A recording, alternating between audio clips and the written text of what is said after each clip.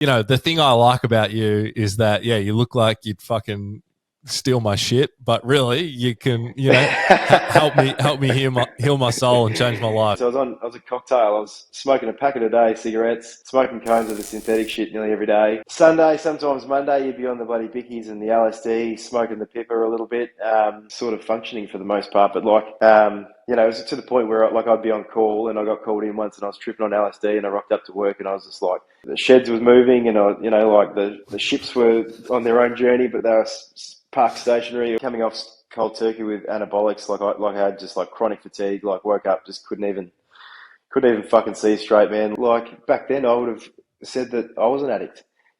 Actually, I probably wouldn't have admitted to it. I only look back at it now and go, "You're a fucking drug addict." I do consider myself a bit of an expert, man. Like even though it's only been 3.5 years in business, from us to go from zero to like 3 locations with no investment, building confidence within yourself. Yeah. And with the way that we build confidence in ourselves is adjusting our habits and saying that we're going to do things and fucking follow through with it. Yeah. All right, boom. What's happening, everybody? Welcome back to another episode. Now, I must say, off the top, I don't know what's been happening for the years previous, but I'm really enjoying my Instagram feed at the moment. I'm starting to get more people kind of pop up in it with interesting stories, good content. I think it's because I've started like following some business pages and stuff like that as well. And off the back of a couple of other podcasts, our guest today reached out and said, "Hey," and been watching some of his videos and stuff since then. And yeah, I like it. So I'm interested to hear the story because I suppose like it's a big thing for people that have like businesses and stuff and have done well commercially in their life. They often don't talk about their past or the challenges that they have at present out of fear of like stigma and worry about how it affects a business. So I guess today does the opposite to that, and I think it can be an enlightening chat for a lot of people listening. So we got James Hayes on the podcast today. How you going, mate? Good, man. Good. Thanks very much for having me, dude. I appreciate that. No worries at all. So what we like to do just to start, people are getting better at it as well. You don't have to stick in the boundaries, but we get the 3-minute snapshot of your story. So if you're stuck in an elevator with me and you had to tell me all the shit in 3 minutes, that's the breakdown. We'll riff off that. Yeah, so tell us a bit about you, mate. Elevator pitch. No, so I'm completely transparent with my past, dude, as we discussed earlier before we jumped on, because like I'm just a massive believer in being transparent to other people so that they can recognize where they are, and a lot of the time it can be in a pretty dark place when they're in that position, and they can go, well, fuck, that's where that guy was, and this is where he is today, and it's definitely achievable. So, long story short, I was 17, dropped out of school, joined the Defence Force. Pretty young, naive country boy, didn't really get involved with too many fucking bad individuals, pretty honest upbringing, good parents, so like no real excuse to fuck up. Just was a bit like ADHD, sort of didn't really focus, didn't know how to tune in at school. Sort of the short, chubby kid that got picked on a little bit and used to use humour to, I guess, mask, being insecure. Joined the and out of interest, sorry to interrupt. How did you get interested into the defence force? Funny story. I actually applied to go on a thing called Young Endeavour, which was a program for young kids, basically to funnel them into the Defence Force. I think a good cheeky upsell, but no, it's like it's an old sail ship that it's run by the Navy, and it's a program just to get sort of young blokes and girls to go and go on a bit of an adventure and entice them to experience the adventure at sea. And I just fell in love with it. I was just like, this is amazing. So I wanted to join the Navy and be like a clearance diver, like sort of, and get into the special forces thing. I just thought that was just an ultimate goal. And then, like the Defence Force does, they sort of say, look, there's no room for that position right now, but we can get you in as bosun's mate, which is like sort of just a bit of a grunt, I guess you could say, for the Navy. And then you can transfer across internally. So then, did that, joined up, just found it hard to transfer across internally, and I started to lose interest and had a bit of a change in command of my ship. Started sort of I guess, got introduced to the world of recreational drugs and anabolic steroids. I started sort of getting on the anabolics when I was about 18 because, again, sort of being that young sort of chubby kid and sort of wasn't really good at sport or anything like that. So I just wanted to find a way to mask that and overcome that by, trying to build this physique that Yeah. I thought the only way to obtain it as quickly and easily as possible was just to, get on the sauce and start having a jab.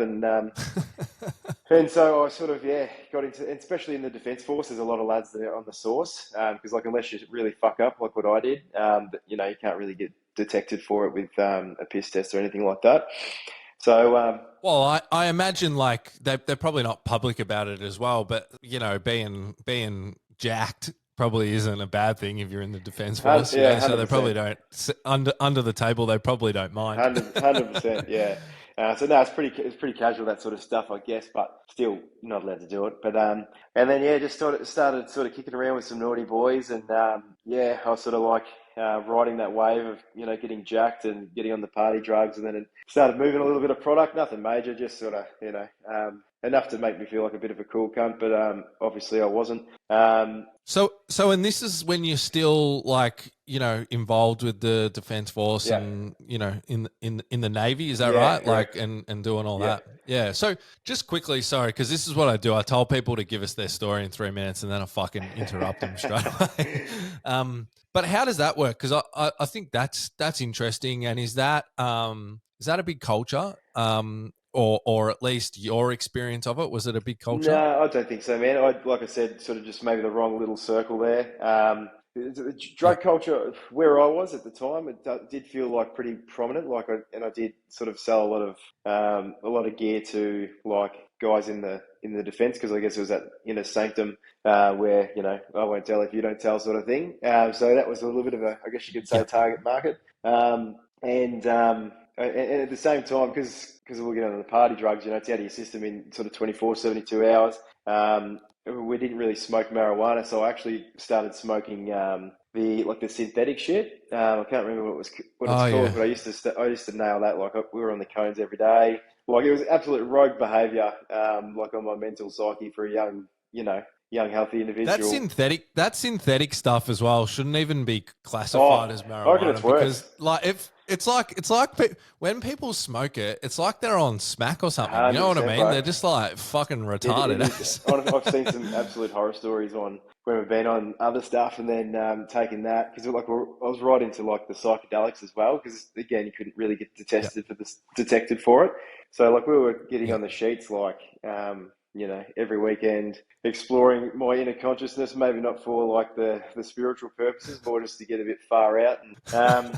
And literally like everything under the sun, dude. So I was a cocktail. I was smoking a packet a day, cigarettes, smoking cones of the synthetic shit nearly every day. And then like Thursday, Friday, Saturday, Sunday, sometimes Monday, you'd be on the bloody bickies and the LSD, smoking the pipper a little bit, and somehow still sort of functioning for the most part. But like, it was to the point where like I'd be on call, and I got called in once, and I was tripping on LSD, and I rocked up to work, and I was just like, all the sheds was moving, and like the ships were on their own journey, but they were parked stationary. It was just like absolute madness, dude. And eventually, I ended up getting obviously thrown under the bus, and I was. But before that, like just to give everyone an insight, like say that time when you rocked up on LSD, and forgive me everybody, I'm not being disrespectful, I just don't know, like what did you call, what were your superiors, were they like, like do you have like what would you call leading hand, like leading hand, or a petty officer or chief or something like that. So before you got thrown on the bus, and you came tripping on acid, did they have any idea, or did they just think you're a bit of a weird sort of cat or something? Yeah, I was pretty good at handling it back in the day. Like these days, it's just I wouldn't even dream of it. But back then it was just, and I think that's the early days, and where young people get so caught up in it in the early days when your brain does bounce back and your emotions do remain stable, and so jumping on that little bandwagon for a short period of time is quite achievable. But there just eventually becomes a point where you're in this social setting where everybody's doing it, and all of a sudden you're not having a very good time, and you're not actually handling it as well as maybe the next bloke is, or maybe he's in the Yeah. same boat, but you don't communicate that because we're all on this fun little journey together, and everyone's a little bit fucked up and not enjoying it anymore, and then the fun starts to get further and further away from the experience. And to the point, like when I try and educate young people now on drugs, I basically say whatever like good time that you're experiencing like on the source right now, you can pretty much double that time in how long it's going to take for you to get back in a sort of healthy mind state where, you know, you're not feeling like the negative results. You know, does that make sense? 100%. Yeah. 100%. So yeah, no, I don't think anyone really picked up on it. Like I said, I was pretty good at keeping it together. But I think it might have just been like pretty obvious, like the deterioration in me as a sort of bright young individual and turning into a bit more of a sort of darker evil cunt, I guess you could say. Yeah. Yeah. And that's the thing, isn't it? It's like, it's sort of, I completely agree with you. And it's a different conversation. You know, the audience probably hears me talk about it all the time. It's why we need to like kind of change the way that we talk about drugs in society, and stop framing them as this like you're gonna be fucked up thing. Because when you first start, you can, like a lot of people, that most people, for a period of time can function and do all this stuff, and I think that actually feeds into like you said, the trick that kind of occurs, like no, I'm all right, and then suddenly you're fucking not, and then it's like too late, you know. And that's I do say that to there's a few people that get around me content and that, and they might see like the success that I've had sort of in recent years, and they might just think to themselves like, oh fuck, well, you know, we should be pretty right, like if he's been through all this and now this has happened, you know, we're just going to get off scot-free. But I do say to people, like, I still have like negative effects. It takes a lot of like self-development type work and consistency to look after that inner sanctum. Like if I sort of, it doesn't take a lot for me to go, you know, on a bit of a, you know, just say I just eat poorly, don't exercise, a bit of a shit sleeping pattern, all that sort of stuff, and I can quickly go back to, you know, being in a very negative, quite scary frame of mind. So like, and I really think it'll probably always be like a part of my life experience now, that like it does take me a bit more work than the next bloke to like maintain a really balanced emotional and you know, healthy mind state. It takes a lot of work, but it's a bit of a blessing and a curse because it keeps me very sharp and doing the right things with my habits. But I do know that it's definitely there in the background that we could potentially slip back to a pretty scary, dark place. For sure. 100%. 100%. So, sorry, I interrupted. So someone, you know, things were deteriorating, I guess, just in general, and someone sort of threw you under the bus, you said? Yeah, I think multiple people. Like, I think because I was just like a bit of a naughty boy, I was playing up, you know, getting into Barney Rubbles and stuff like that. You know, just thought I was invincible, I guess. Like everybody does it in their early 20s, and if you're sort of on the source and you, you know, feel like everything's going right in your life, you're like, you know, I just bought my first house, and you know, I'm jacked, and I'm in the Defence Force, I'm selling a few roundies, and like, you know, I was a fucking cool kid on the block. So it was very quick to have that false illusion of your reality. And so then, I ended up getting tested, found out that I was positive for multiple things in the system, and got dishonorably discharged after about 6 months of process. And so what does it, if you don't mind me asking, what does that mean? Like, cause it's to me, to be honest, like, and maybe we'll talk about this a bit later, but yeah, just, it sounds like hectically, not only you discharged, you dishonorably discharged, you know what I mean? Like, it's look, I've kept that a secret for, I've really only started coming out about it like very recently, because I've been just so ashamed of it. But I just thought, like, well, why am I ashamed of my past? I should be like proud of where I've come, and you know, having that reflection and going like, look, I need to sort of share my story, so that other people can think that, like, you know, I haven't always been this like sort of motivated, driven, accomplished individual. I was a bit of a fuck up there for a fair window of time, and so I decided to sort of come out with that, and but yeah, it is what it is. It's a bit of a title, dishonorably, but it's pretty much like I think I could go back in now. I think I could reapply. I think you've got like I think Right. it's 10 years before they'll accept your another attempt to get back in. So Mhm. yeah, And I get like it's actually just a bit of a mental note, and maybe you even have it on your list, because I know quite a few guys, yeah, that have been in the Defence Force that have had substance use issues, and as we know, it's there's a lot more going on than just like, I use some drugs, mm, like there's some stuff happening underneath the surface. And I just think like, I get that there has to be a distinction between the honourable discharges and whatnot, but yeah, if we think about it in a health issue, that could probably change, and might help a lot of people to sort of maybe talk about it and come forward that are in that yeah. position. But anyway, that's a fucking side note. So that happened.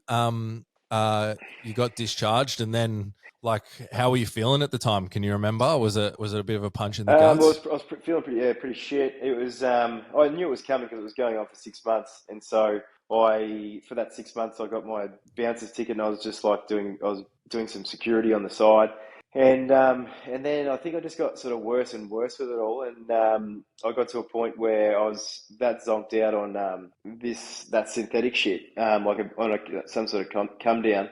And I pretty much just went MIA for like over a week, and like the Defence Force hadn't heard from me. Mates hadn't heard from me. My folks hadn't heard from me, and like my folks thought something had happened to me. And so my old man, because I was living in Queensland at the time, and the family was down here, he flew up because he hadn't heard from me, and and then knocked on my door, and here I was, just sort of like off my chops, and not really doing much. And he's just like, "Fucking hell, cunt! Like, you gotta sort your life out." And so I moved back down to Melbourne, and I pretty much packed up everything there, and I kept my house as an investment like property, just rented that out. But I just went and worked with my dad for about 18 months, and I sort of was still up to the same sort of tricks really. Once I moved down, I really thought that I was going to Yeah. create a criminal empire. Down in Melbourne, that was literally like the goal. I was like, I'm going to become the biggest, baddest fucking bloke. Well, that was actually so fucked up thinking about it. It's pretty hilarious. Yeah. Um, So it's so funny.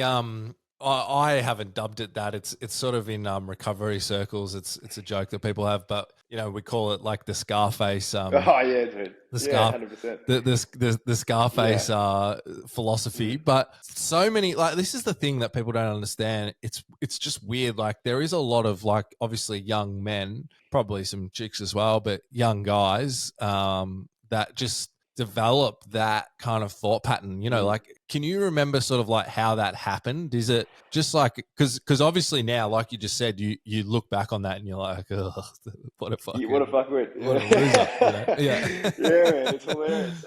Dude, it's literally just like what I was, it was on antibiotics, I was getting jacked, I was a little bit violent, so like I just felt like I had like this false sense of power, that I'd never had Yeah. when I was younger in my teen years, I guess. And so I was just like, I just wanted to compound that, I guess, in a way. And man, it just doesn't lead anywhere, dude. And Yeah. luckily I've got some really good fucking friends, man, like that were down in Melbourne who I went to school with. Like we've been thick as thieves since like primary school. There's seven Yeah. of us. We've all got the same tattoo.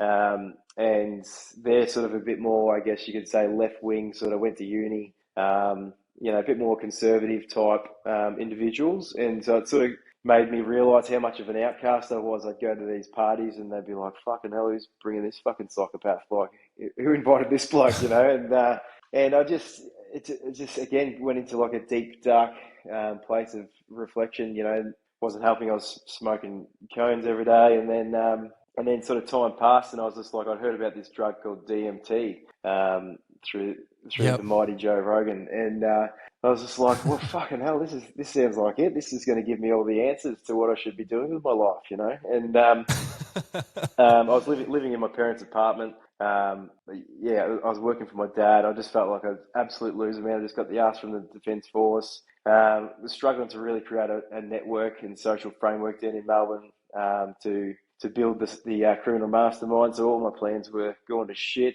and I I was just like, I'm just going to have to fucking smoke DMT and just come up with the answers.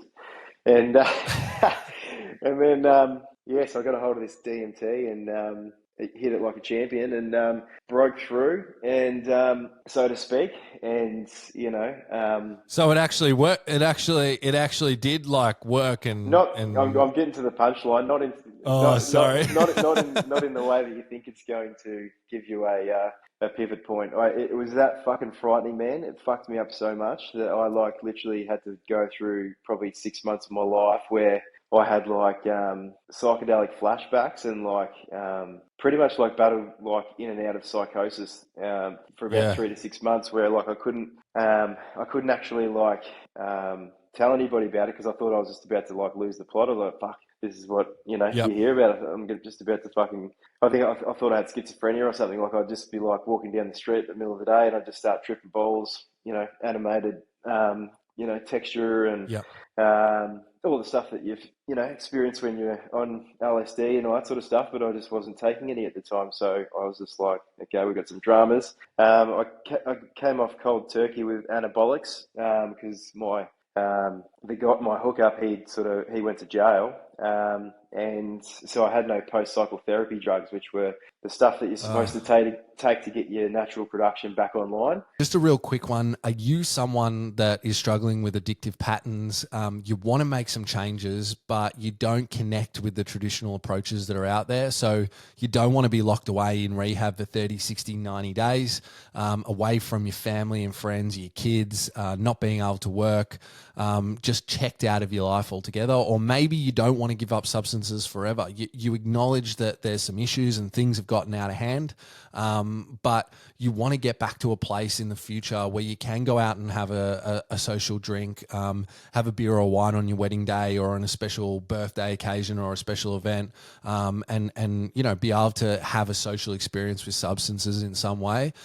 That's more than possible. And at Connection Based Living, with the addiction coaching recovery programs that we run, we help people to do that every day. So we come at things really differently. And if that's of interest to you and that sounds like something that you've been looking for, we might be able to help. So check out the links below, have a click around, but I would highly recommend book a free consultation with us. We'll sit down for 45 minutes, have a chat, unpack some different areas of your life, just see what's happening and have a realistic and rational conversation about how to get control back with substances in your life in some way. So look, hope to chat to you on the phone at some time. It's Connection Based Living. Click the links below, and back into the podcast, guys. Sorry, everyone. We disappeared into the digital black hole. It happens when we record it like this. So you were saying that, you had the DMT, you completely like it, just fucking, you had too much, didn't agree with you. You're going in and out of the, the psychotic kind of trips, which I don't want to interrupt. There's a couple of things that I'd like to say about that, but it's fucked that you had that experience, but it is, I think that's also good to put that experience and stories out there because, with the way that everyone talks about psychedelics now, it's sort of all positive, which there is a lot of positive stuff. But yeah, if you're not doing it properly, you're not cautious, that shit can happen and does happen to people, and it's pretty 100%, scary. man. 100%, bro. Scariest time of my life, bro. Like, just not even being able to communicate. It was probably the worst thing because I thought if I reached out to a friend or family member, they would probably, I was going to get taken into the psych ward or something crazy like that, and then coming off cold turkey with anabolics, I had just like chronic fatigue, like woke up, just couldn't even fucking see straight, man. Like, wasn't going to the gym, obviously eating worse, drinking. Like it was just, I cannot express just like how fucked my headspace was at the time, and I was just. It was that was like the pivot point. It was just like I literally just have to try and do everything in my power, start changing my habits, what I put into my body, my sleep times, and all those sort of things I realized were just so fundamentally important to optimizing and getting my life back on track and potentially like getting out of this psychosis that I was sort of like in and out of all the time. And so I was just like, look, I'm going to go overseas and sort my life out. I'm going to go over to India and do my yoga teachers training and Nice. just get right into meditation and shit. And so I fucked off overseas for nearly 2 years, bro. I got a one-way ticket to Vietnam for a few months, and then I went over to India. I was in India for 6 months, and Yeah. so I did my 200-hour yoga teachers training and in Rishikesh. And then I went up to Leh Ladakh up in the Himalayas near Pakistan and did my 10 days Vipassana silent retreat. So that was probably the one that peeled back the most amount of layers for me, the 10 days of silence. So for those who don't know, like Vipassana meditation, it's like 10 days of, so no speaking, no eye contact, no reading, no music, no arts like drawing or anything like that. And it's 10 hours of meditation every day for 10 days. So And just completely with yourself and your own thoughts the whole time. Yeah. yeah, bro. And look, I've done a lot of, I went and pretty much stayed up in the Himalayas there for like over a month and like to prepare for it. I just wanted to be like, completely like away from any distractions, and like that was what I was there for. And it was Yep. like middle of winter, so there was no like Westerners up there at the time. So it was literally just like me and this Italian guy at this what's it called? It was like a what they call it, guest house sort of thing. Yep. And like this, it was like so like middle of winter in the Himalayas, minus 25. Me and this like Indian family, but they look more like sort of Pakistani type people. And it literally had like long drop toilet, pull the shit out, use that for fertilizer, solar heating, like full like off grid, like in this like mud brick sort of house thing, like. And it was just the experience that I It's needed, man. cool. And like, so yeah, I sort of harnessed that. Like, I really felt like that was the pivot point. India was just that sort of falling back in love with just me. I was a vegetarian. Like, I went vegetarian for like 2 years as well, and so like, I pretty much for like my like massive, anabolic fucking physique Yeah. just diminished into like just looking like a normal person, and I'd like lost that presence of ego wherever I went, where I walk into a room and people go, holy fuck, this guy looks fucking crazy. Now I just look like a normal person. People don't look at me anymore. Yep. And I just turned into a normal person, man. I just found the love for myself again and realized that like, I am comfortable in my own skin. I don't have to put on this facade. And like, I actually made more friends in that trip because I was just like open and approachable, and I learned how to socialize again and how to just be okay with like not being anybody and not having a particular status, or Yeah.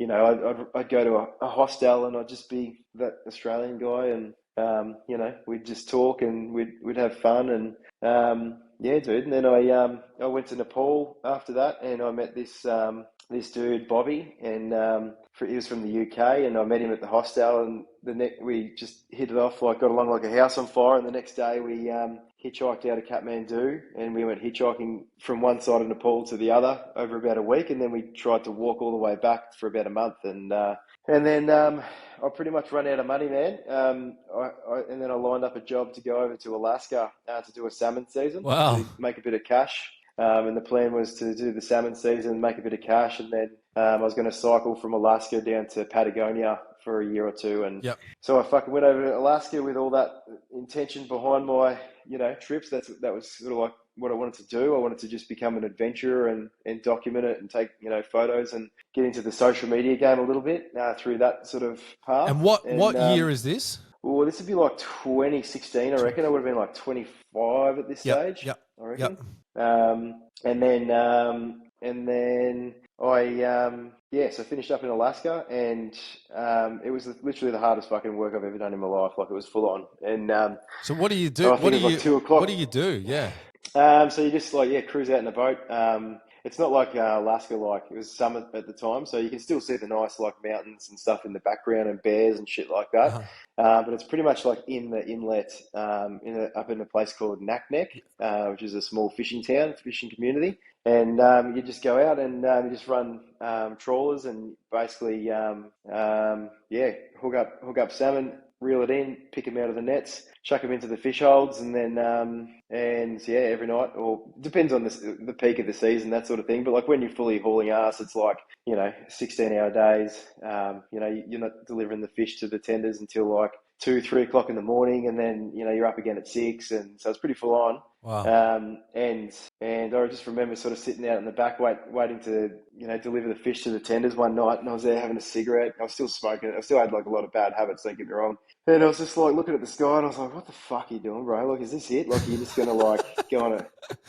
Are you just gonna like go and gallivant around the world when you run out of money, do these shit jobs?" And So did I that? was So like, that hard work, did that pay like shit, or was it a good paying job? Depends how good your coach, not your coach, your skipper Yeah.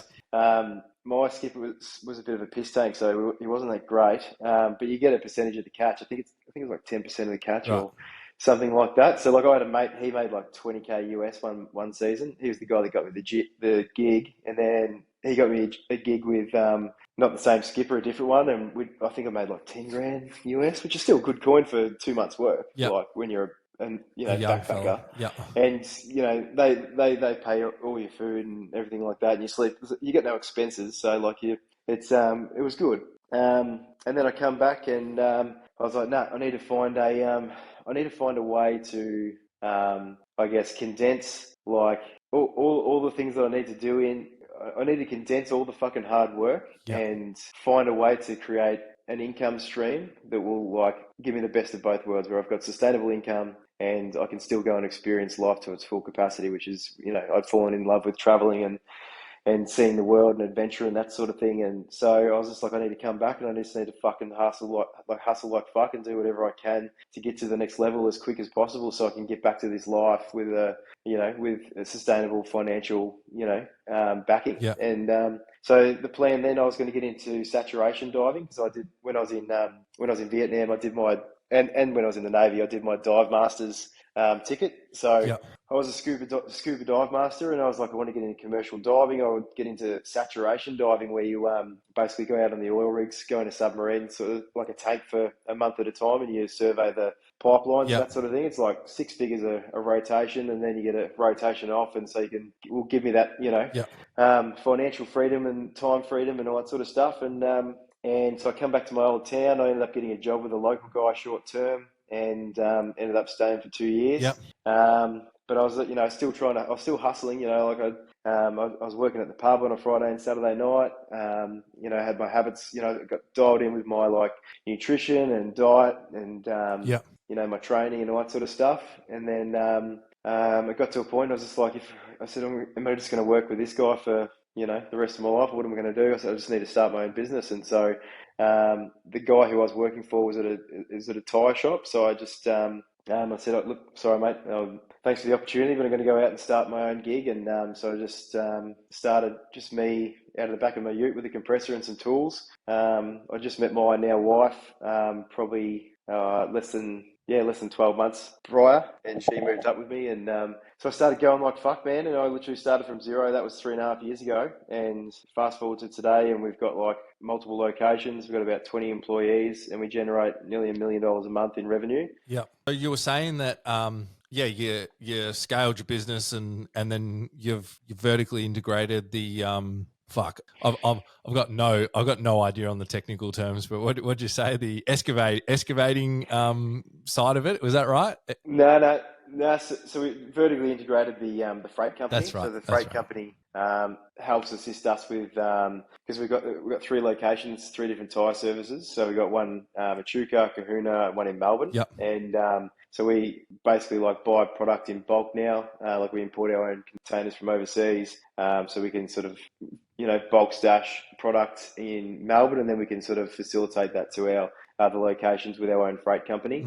As well, because I ended up doing an acquisition with a guy, and we bought out a small wholesale company, which supplements the retail operation as well. And so we've just recently started importing containers and drop shipping like Australia wide from a manufacturer over in China. And that's pretty much it, man. I've just been going like fuck, bro, like 6-7 days a week. I've got everything dialed in, like my habits and everything, like and I'm really just wanting to get to that next level. And now I've just recently got into the coaching space, like in the last sort of month. Yep. It's been something that a lot of people have asked me to get into, because they can sort of see what I've done over the last few years and going, fuck, like, one, that's happened quick for any normal person, but two, How'd you do going it? from where I was to like where we are here. Like, I really do think I got some fucking tools that I'd like to pass on to other people. And Yeah. it's been, and so yeah, so that's been a bit of an interesting journey. I just sort of started that up, really just trying to help men level up, and girls as well. There's a few girls that follow the what we're doing, and just it really just comes down to the micro habits, dude. And that's the biggest advice I would give to anyone that's listening is just start small. It's not, you don't have to become a overnight success, and fucking like my morning routine at the moment, dude. I wake up at like 6 o'clock in the morning, black coffee and cordyceps mushrooms, about a litre of water. Then I go and do 10 minutes at 90% heart rate till I get a sweat. Then I've got an ice bath at my own house. I do ice bath straight after that. Then I move into 10 to 15 minutes worth of breath work, 10 to 15 minutes worth of meditation, and then I go about my day, man. So like that, and what I say to people, you don't have to do that straight away. Yeah. That's going to take time to build up the discipline for you to like just habitually fucking just do that. Like I wake up every morning. It's not even like oh fuck, oh yeah, I better do that. Oh, it's literally I wake up and I feel like if I'm walking out of the house without my pants on if I don't do it. It's Yep. like it has to be done for me to feel optimal throughout the day, because like I've got a team of 20 people, a wife, soon to be a father, and I really need to make sure that I fucking bring my absolute best version of myself every single day. And then it's like a positive snowball effect where it just like you just make better decisions outside of that. Because if I'm dialing in all those things and then I go and eat fucking bacon and egg fucking cheeseburger first thing in the morning and a dare iced coffee that's got like fucking 40 grams of sugar in it, it's you know what I mean. Yeah. And that's all it takes is just slowly implementing these small habits which are positive ones and sustainable ones, and then it eventually like it just compounds if you want it to. Yeah. You have to have that motive behind you to want to change at the start, like otherwise, and which a lot of people do. When they're feeling fucked, they want to change, but they just think it's too hard and it's too late, and then they don't make any fucking pivot points. Yeah, man, super interesting. So I got about a gazillion questions. So sorry, you're gonna probably feel like I'm a fucking detective just drilling you. But no. So first of all, like, and we'll jump around a little bit, everyone. Sorry, because this is kind of how I am, monkey mind. But the success that you have had, because I know there is a lot of like business people that listen to this podcast, or not even business people, just the people that we're really trying to work hard to connect with is everybody, but also people that there's such a huge contingent of people that have these like underlying addiction or addictive patterns, but they are like holding their life together externally in some way. They might not be performing amazingly, but they're just fucking holding it together like glue somehow. And they just don't, as I said at the start, they just don't talk up and speak about it because of the stigma and the fear that it's going to have and all that stuff, the fear that they have that it's going to have on their career or personal life or whatever it is. So what do you, like, how much of your success that you've had, how much do you attribute to you sort of, going down the path of being sober and then intentionally, working on yourself and, changing that aspect of your life? Yeah. Look, just for the record as well, I'm not like a 100% sober person. Me either. I still have beers, like on the right occasions I play up. Like it's and I really want to stress that because you can get to that equilibrium. Look, some people can't. Some people are fucking addicts, man, and there's just like nothing they can do. As soon as they get a little bit of a whiff of a beer, they're just like, that's it. But that's unfortunately, so not unfortunately, I should say.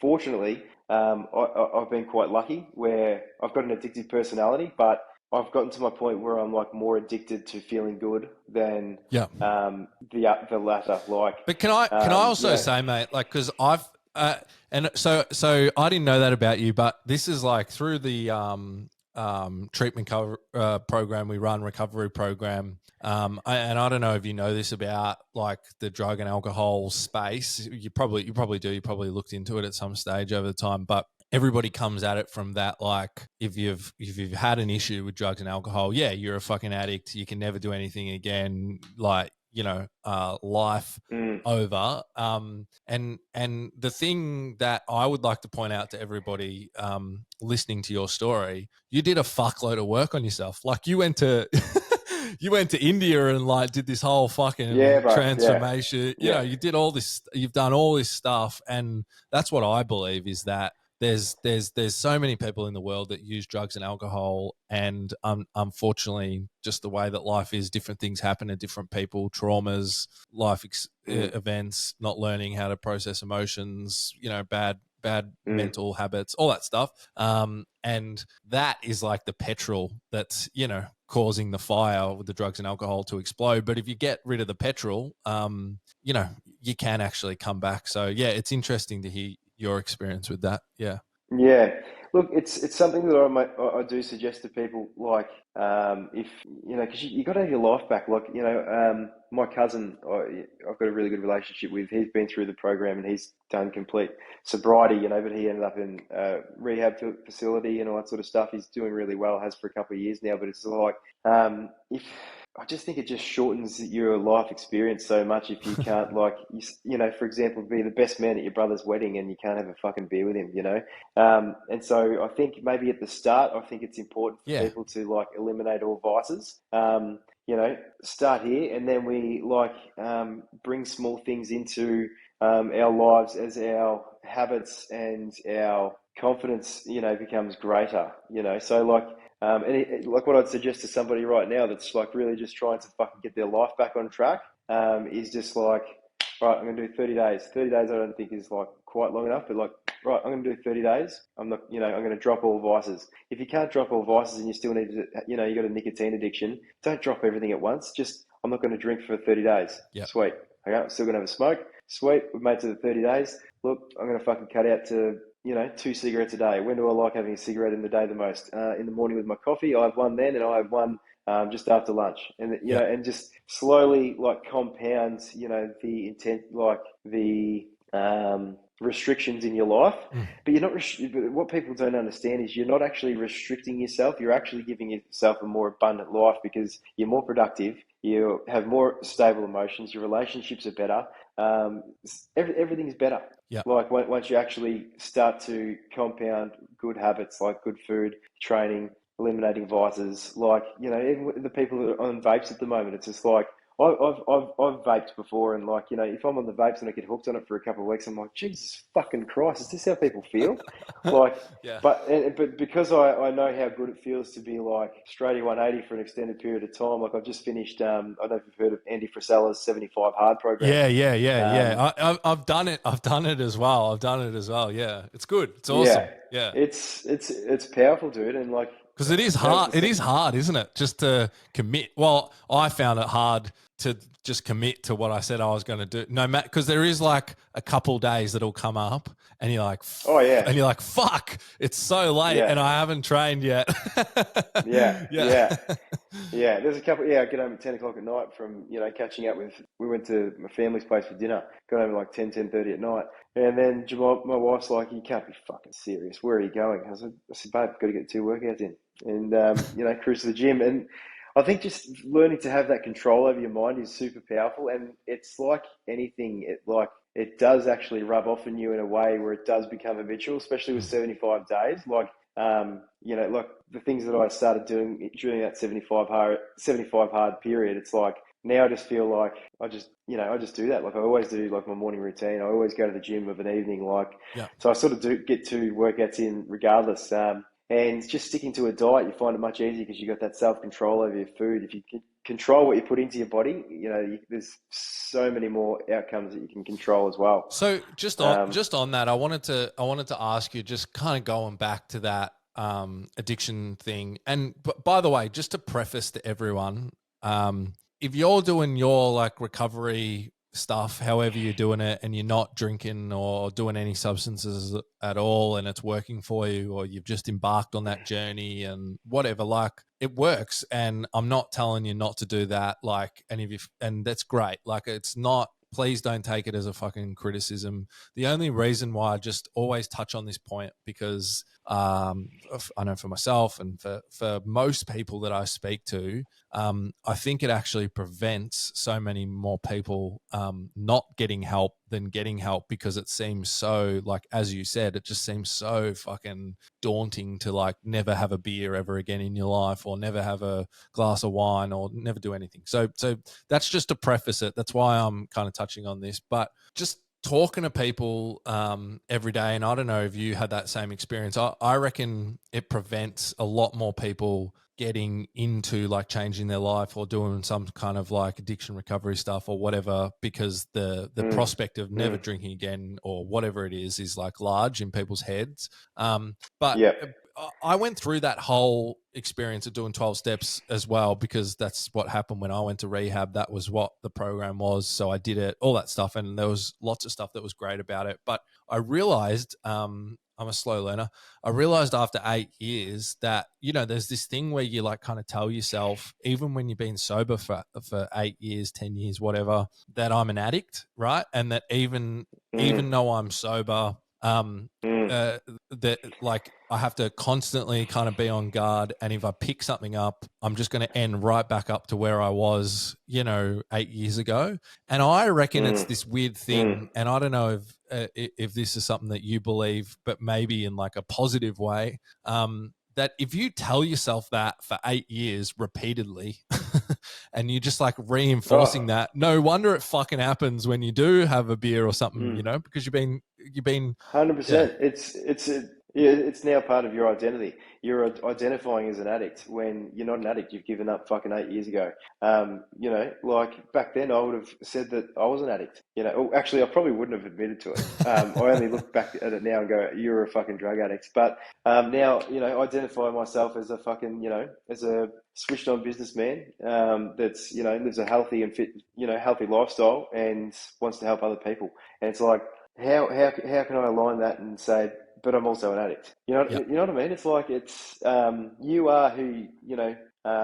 In order to create, and that is something that you need to do. You are essentially creating a new identity for yourself. Like I'm really big on that, about evolving your identity into your realized true potential, and actualizing on who you see yourself. You know, as a father, as a business person, as a husband, you know, and your identity is always going to change. Like people go, "Oh fuck, you've changed." Yeah, brother, because I'm just leveling up my fucking lifestyle and I'm trying to realize my true potential. And there's nothing fucking wrong with that. But if you're hanging on to the identity of being an addict, yeah, I'm just going to preface as well, like, because I do hear about the step program, whatever they call it. Was it 12 step steps. program? Yeah. And you know, it works. That's the thing. So I don't want to be that person that says, like what you said, I don't want to be like, don't do the 12-step program. It's ridiculous, because we all know that for years and years and years it has worked. But I would love to be able to pioneer an opportunity for people to actually, you know, get their lives back. And, you know, okay, be an addict, to be addicted to feeling good and being successful and, you know, becoming the best version of yourself. I'm so addicted to that. And some people go, "Oh, you've switched one addiction to another one. You've still got an unhealthy, like, addictive personality." If that's what you want to fucking call it, dickhead, but like, have a look at my life and have a look at yours. And so, you know, I've got good relationships, really good friendships, good relationships with my family and my siblings. You know, me and my wife have a very healthy relationship. My team care about me and my wife, you know, like more than I think most employees care about their employers, put it that way. You know, like our business is absolutely fucking thriving, mate. Like, so yeah, I might have switched my addiction from one thing to another, but it's like, it's the positive outcomes you know, are worth it. And because we're all wired differently, you know, people say, "Oh, you know, with medicating ADHD and what's the other one with the spectrum? Or is it autism? Autism. Yeah. And all that sort of and all that sort of stuff, and medicating addictive personalities and stuff like that. Nah, I really think the best thing for it is just because these sort of people have a very unique way that they express themselves, engage with things, and we always seem to go, "That's fucking wrong. We need to mask your real personality some way with this drug or with doing this or doing that," instead of going, "How can we bring this unique energy or perspective that you've got into life? And how can you be an incredible human being with this superpower that you've got?" Like my little brother, he's a little bit different. Like, he's definitely like, we've got this same thing that we do, and like people think it's weird, where we like manifest scenarios and, like, you know, things in our head and like get excited about our thoughts. like, we'll be just sort of sitting there and then thinking about something that we're excited about, and like we express that in our body language. And I've learned to control it over the years, and I've learned to like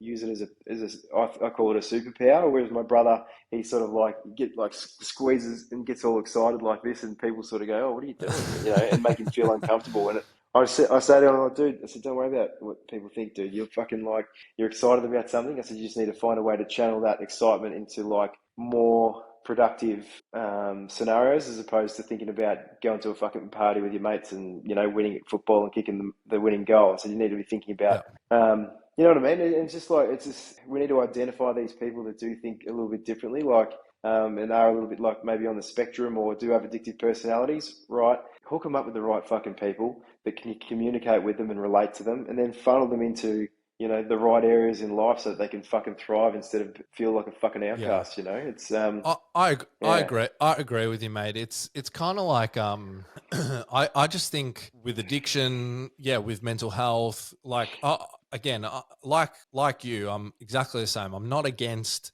medications or anything like that. I just don't think we should come at it with this view of like a long-term thing. Like just like drugs and alcohol, okay, acknowledge things have fucking gotten out of hand and you need to take a chunk of time off them and you need to do some work on yourself in that period of time. If your mental health is fucking out of whack, like, yeah, we might need to get you some medication just to sort of like stabilize for a little bit, but then like, let's look at like some other ways once we are stable to, like actually, as you said, use your unique abilities the best way possible. Or maybe then we, work out what your actual baseline is. And maybe there is a little bit of something that we need to have in there to help you. But like, just this approach of like, you've got this, take this, done, like Yeah, it's yeah. just, it's terrible. One size fits all. Yeah, Yeah. 100%, hundred Yeah. percent. I do think that as a society we are becoming a lot more open and aware of that. But yeah, definitely still got a long way to go in terms of being able to implement that type of thing for Yeah. sure. But I do think that there's definitely, but like as much as I don't like woke culture, I do think that there is becoming a bit more, realization around that, and there will be some changes coming over the years for sure. And people like doing what you're doing, dude. Like, I think that's why people need to be as honest as possible that have been through this shit, and actually talk about what they've done and what works, because there are other avenues to go about it. And the thought of calling yourself an addict for your entire life and going through the 12-step program might not fucking suit you and might be too daunting to actually stop what you're doing. So it's like, what's an alternative measure? Yeah. 100%. So if people come to you, as you said, you're doing the coaching space, you've been an expert in changing habits and rituals and your mindset in your own life, and as a result of that, the interesting thing I would say to you is like the 3 years that you've been doing the business stuff, that's super quick for the success that you've had. But if you actually look at it, it's interesting, isn't it? There's this like huge amount of time where, yeah, you're away doing all the self-development work, all that. And, then when you come and apply that to a business or some passion that you have, it goes bang. But what would you say to people when they first come to you? They're struggling with an addiction, mental health is not where they want it, they're a bit fat, or they want to get better at their business. Like, where do you start with them? What's the first thing you kind of would say to someone? First thing, man. Oh yeah, if they're keen to jump on board, so I shoot them a questionnaire, and I basically like have a couple of pages that I get them to fill out where I can see exactly like an insight into their life. So like, what their habits are, what they're putting into their body, what they're doing training wise, what they're doing nutrition wise, where they see themselves in 12 months, 5 years, 10 years, and biggest pain points in business, biggest pain points with having a healthy lifestyle and all that sort of stuff. And just be firm and fair, well, not even fucking fair, to be honest, just firm. Like if they're prepared to invest in like, somebody to give them guidance, and that's the biggest thing. I said, you need to like listen to what I say. I can't just say to you, right, cut out this, and this. Get up at this time now. Like this one guy that just signed up. I looked at his habits, and he gets up between 7 and 8 o'clock in the morning, and like starts work not long after that. It's just like, how the fuck could you possibly think that you were going to start off the day in and put the right things in front of you for the day if you haven't fucking prepared by doing like a morning routine? You haven't gotten up an hour, 2 hours before you got to go to work. You know, you're just going to be falling into this trap of reactive behavior as opposed to proactive, and that is fucking huge, man. People just setting themselves up for failure by being in a reactive mind state. Everything's happening to them, and they're reacting to it as opposed to, you know, things coming into their life because they've planned for it and been proactive. And so that just starts, dude, with small little things. Yeah, tweaking the food. So with the like elite program that I do, we do like nutrition, you know, count your macros, count your calories to like obtain the goals that you want to do. If you want to get a little bit more jacked or get a bit leaner, if you just want to feel fucking good.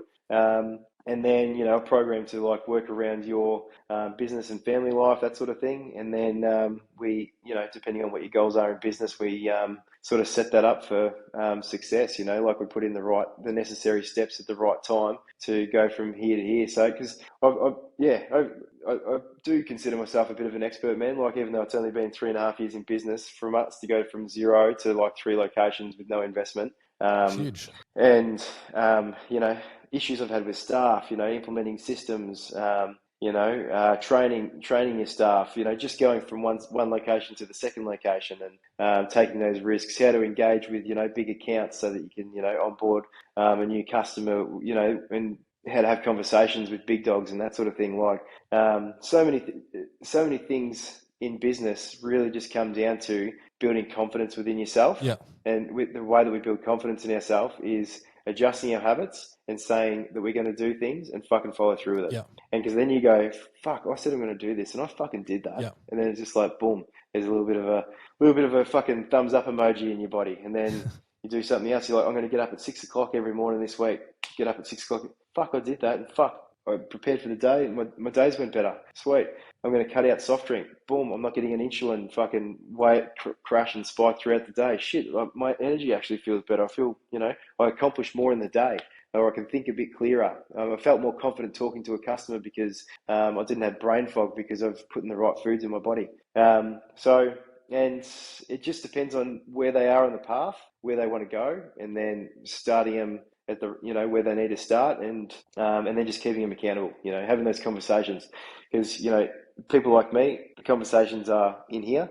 It's very hard for us to find the right people once you get to a certain level to have, you know, dark conversations with, or so I've sort of been pretty good at that. Whereas some people need to be able to bounce off, you know, they're having a bad day and they need to have that chat, and so they can shoot you a message, dude, today went to shit. One of the boys didn't show up for work. Fucking someone had a fuck up. One of the bloody service vehicles fucking had an accident. You know what I mean? And had a fuck up of a day, and just, you know, talk them off the ledge, keep going. You know. Yeah. And I do have those relationships, but again, it's taken me to a point to build the confidence to be able to reach out to the right people to be able to have those conversations with. You know. Yeah, 100%, mate. I love it. You're an inspiring guy. Like, I can feel myself now. I want to go and fucking go to the gym or do something. I reckon you should make this. Well, it's probably not a good line if you're dealing with professional people, but you know, the thing I like about you is that, yeah, you look like you'd fucking steal my shit, but really you can, you know, help me heal my soul and change my life. So, you know, I think it's a cool thing that you got going, and I just like, you're an interesting guy, man. You got a really interesting breadth of like experience and different things that you've done, you know. So it's been awesome to chat, and looking forward to all the stuff that comes. So where can people find you if they're picking up what you're putting down? They want to find out more about you. They want to just follow your content, all that kind of stuff. Where's the best place to find you? Yeah, so my Instagram handle is just Rambo Asbro. Rambo was a fucking icon when I was a young boy. The fucking old VHS tapes, mate. I used to rewind the fuck out of those and watch them. So yeah, Rambo Asbro. It's just that's my Instagram handle, so RAMBOASBRO. That's pretty much my main platform. I'm really not interested in getting into all the other ones. I just want to try and keep it short, simple on that one. I know how to work it. So if you want to engage with me at all, I've got a lot of valuable content that I try and release as much as I can. I try and do a reel every day, spitting some value and just sort of like what's on my mind, and some of the conversations that I have in my head, I try to actualize them out to the world, so I can share my perspective and hopefully help other people, and help them join the movement and to self-development. And just even if you don't want to sign up to the program, like I completely understand that. So just shoot me a fucking DM if you want to have a chat. If you're in a dark spot, sometimes that's all it takes to be the pivot point. So yeah. Awesome, mate. Awesome. Thanks for coming on. And I'll put all those details in the notes, and have a good day, everybody. Peace. Appreciate it, man. Thank you very much. No worries.